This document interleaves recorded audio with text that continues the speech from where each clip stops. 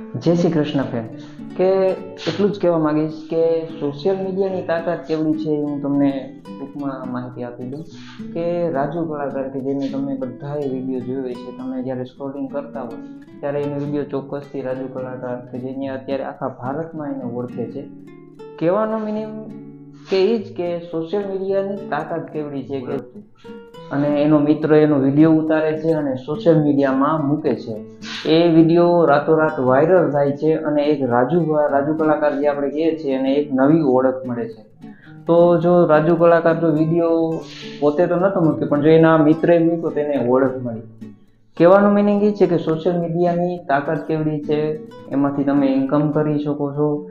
તમારી પાસે કંઈ પણ માહિતી છે કે જે લોકોને ખરેખર ઉપયોગી છે, તો ચોક્કસથી તમારે સોશિયલ મીડિયામાં આવવું જોઈએ કે જેનાથી તમને તમારી પ્રતિભાની ઓળખ મળશે અને સાથે સાથે તમે કંઈક ઇન્કમ પણ કરશો. હું એમ નથી કહેતો કે તમે સોશિયલ મીડિયામાં એકદમ એક્ટિવ રહો, પણ તમારા અનુકૂળતાએ તમારા સમયે સોશિયલ મીડિયામાં તમારી પોસ્ટ વિડીયો કોઈ પણ મૂકો, તમને એક ઓળખ મળશે, સાથે સાથે તમારી એક ઇન્કમ પણ થશે.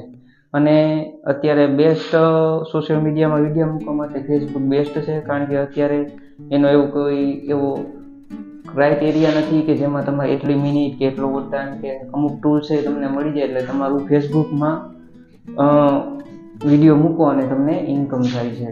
અને જો તમારી પાસે ભલે જે કંઈ માહિતી છે કે ખરેખર લોકોને ઉપયોગી છે, તો તમારે સોશિયલ મીડિયામાં ચોક્કસથી આવવું જોઈએ. તમને ઓળખ સાથે તમને ઇન્કમ પણ મળશે. જય શ્રી કૃષ્ણ.